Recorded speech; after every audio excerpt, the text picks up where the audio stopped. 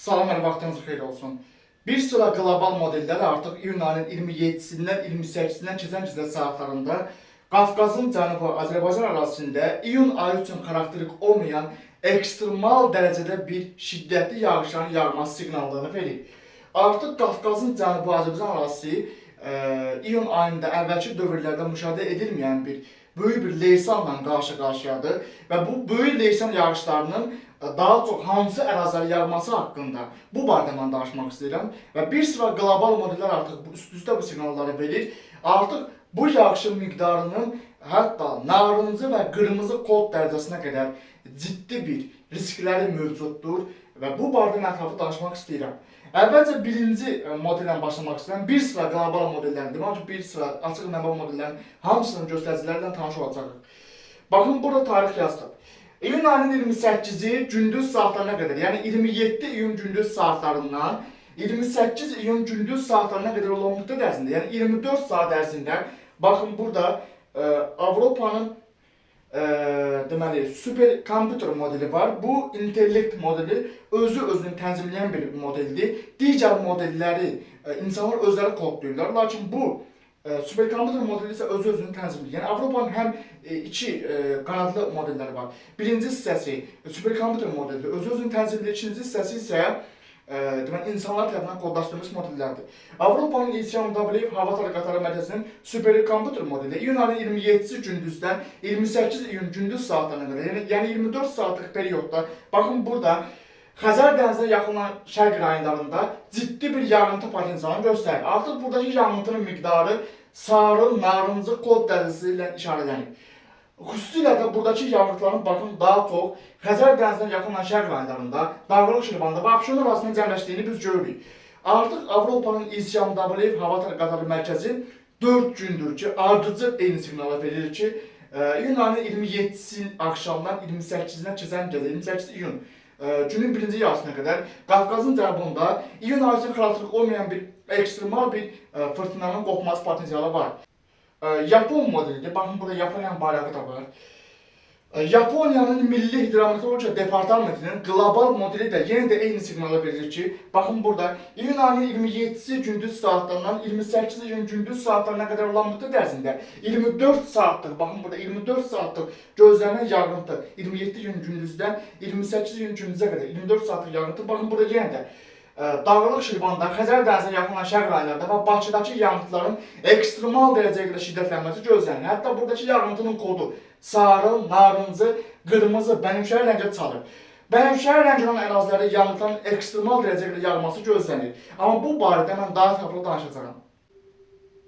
Üçüncü modelimiz isə Avstraliya modelidir.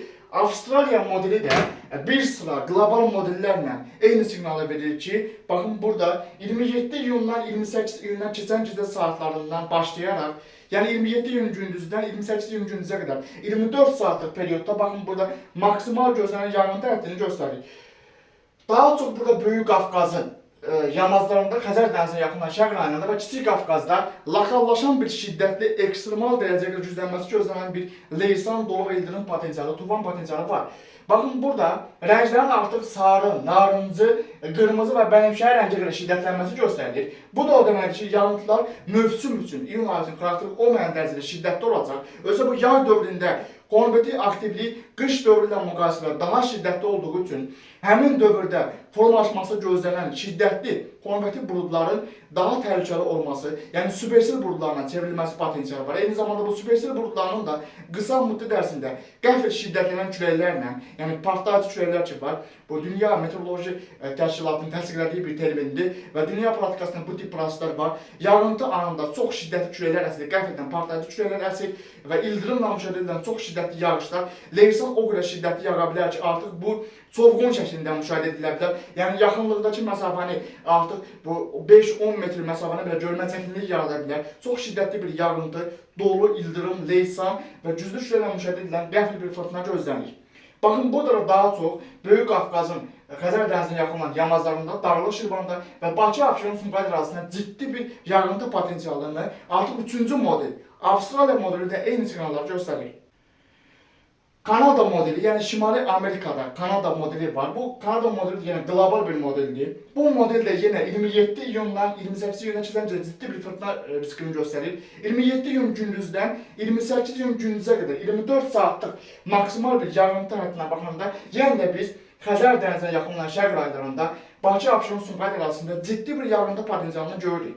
Yağıntının kod dərəcəsi sarı, narıncı, qırmızı və bənövşəyi rəngə qədər arta bilər. Bu da o deməkdir ki, 24 saat ərzində, daha doğrusu 24 saat müddətində, 24 saatin içində daha qısa bir müddətdə.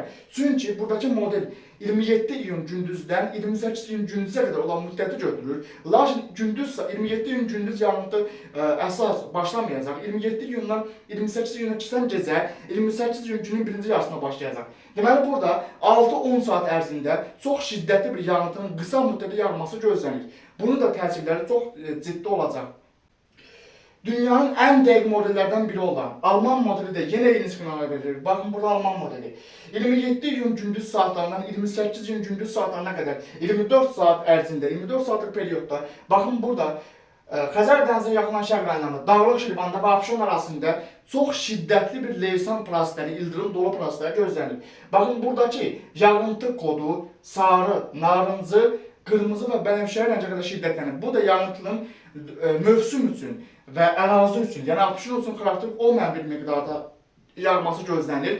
Yəni iyun ayı Abşeronda çox az nadirən yağışlar yağır əslində, amma həmin günü müşahidə edilən yağış nəinki iyun ayının çox illik göstəricilərindən keçəcək. Hətta mən deyərdim ki, ola bilsin ki, potensial olarak atmosferdə 50-60 mm bir suyun toplanması gözlənir. Bu da o deməkdir ki, həmin gün 50-60 mm və ondan da artıq bir yağıntının yağması gözlənir. Bu da iyun ayının çoxillik göstəricisinin hardasa 100%'e kadar artıq bir yağıntının yağması, hətta ondan da artıq bir yağıntının yağması potensialı var. Global model yenə də eyni siqnalı verir. Bakın burada Alman modeli yenə eyni siqnalı verir ki, Dağlıq Şirvanda və Abşeronda ciddi bir katastrofik şiddətdə, yəni artıq narıncı və qırmızı kod dərəcəsi ilə işarələnmiş bir böyük bir leysanın yağması potensialı yüksək risk olarak qiymətləndirilir. Bakın Amerikan modeli, GPS modeli. 2026 ilin iyun ayının 27 gündüzdən 28 gündüzə qədər 24 saatlik yağıntı potensialını yan göstərir. Bakın burada Dağlıq Şirvanda Abşeron arasına doğru yayılması gözlenen ciddi bir fırtına potensialı var. Artıq bir sıra qlobal modeller, saydığım bir sıra qlobal modellərə eyni siqnalı göstərir ki, burada qeyri-adi bir yağıntı potensialı var və bu yağıntının kod dərəcəsi sarı, narıncı və qırmızı kod dərəcələrine yaxındır. Avropanın inisiyanında WWF Hava Tərəqqatı Mərkəzinin əvvəlcə birinci adını çəkdiyi modeli superkomputer modeli idi. Bu model isə Avropanın inisiyanında WWF Hava Tərəqqatı Mərkəzinin insan əli ilə yaradılmış, kodlaşdırılmış bir modelidir. Bu model de yenə 27 iyun 2026 tarixi gündüz saatlarından 28 iyun gündüz saatlarına qədər olan müddət ərzində 24 saatlik periyodda yenə də Qafqazın cənubunda mövsüm üçün xarakterik olmayan ekstremal bir fırtınanın qopması siqnallarını verir. Baxın, İsyan WWF modelidir və 24 saatlıq gözlənilən maksimal yağıntı həddi yenə də bu siqnallara verir ki, 27 iyun akşamdan 28 iyun gündüzə qədər baxın burada ciddi bir fırtına riski var. Dağlıq Şirvandakı yağıntıların sarı, narıncı, qırmızı, bənövşəyi kod dərəcəsinə qədər şiddətlənməsi və bu sistemin Bakı, Abşeron, Sumqayıt arasında daxil olması. Baxın burada Xəzər dənizi arasında da ciddi bir fırtına potensialı var. Özdə bu fırtına lokal bir fırtına olmayacaq. Daha çox geniş ərazidə yayılmış bir süper bir fırtınaya çevrilməsi potensialı var. Dünyanın en dəqiq modellerinden biri olan Alman modeli de yenə də eyni siqnalı verir ki, baxın burada 27 iyundan 28 iyuna keçən gecə 24 saat ərzində gözlənilən maksimal yağıntının həddi Dağlıq Şirvanda, Bakı, Abşeron, Sumqayıt arasında mövsüm üçün xarakterik olmayan ərazinin çoxillik göstəricilərindən bir xeyli ciddi bir artıq bir şiddətli bir yağışın yağması. Buradakı kod dərəcəsi də yenə də sarı, narıncı, qırmızı və bənövşəyi kod dərəcəsidir. Yekun nəticə nədən ibarətdir? Ben bu barədə danışacağam.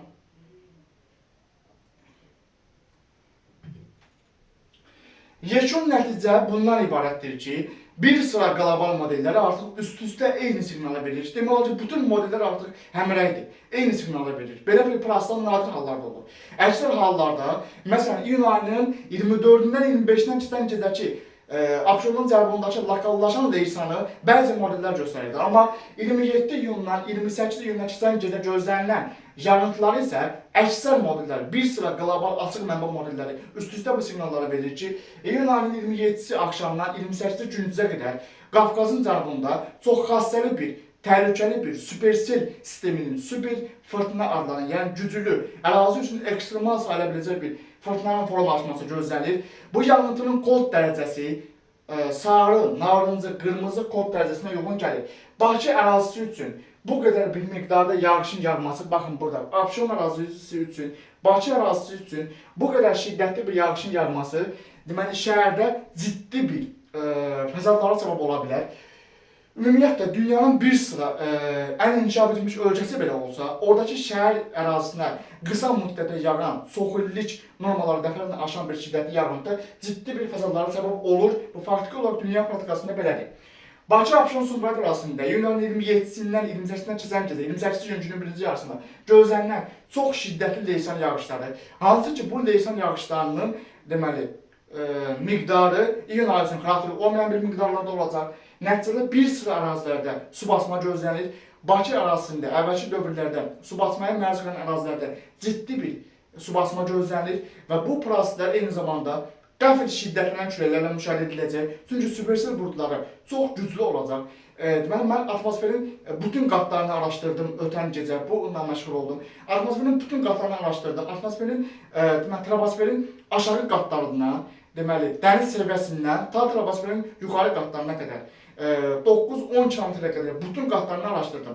Troposfer qatındakı qeyri-sabitlik 27 iyundan 28 iyuna keçən gecə Qafqazın Cənubi Azərbaycan ərazisində çox nadir hallarda bir müşahidə edilən bir proses olacaq. Troposferin bütün qatlarında, aşağıdan yuxarıya qədər hamısında ciddi bir qeyri-sabitlik gözlənilir.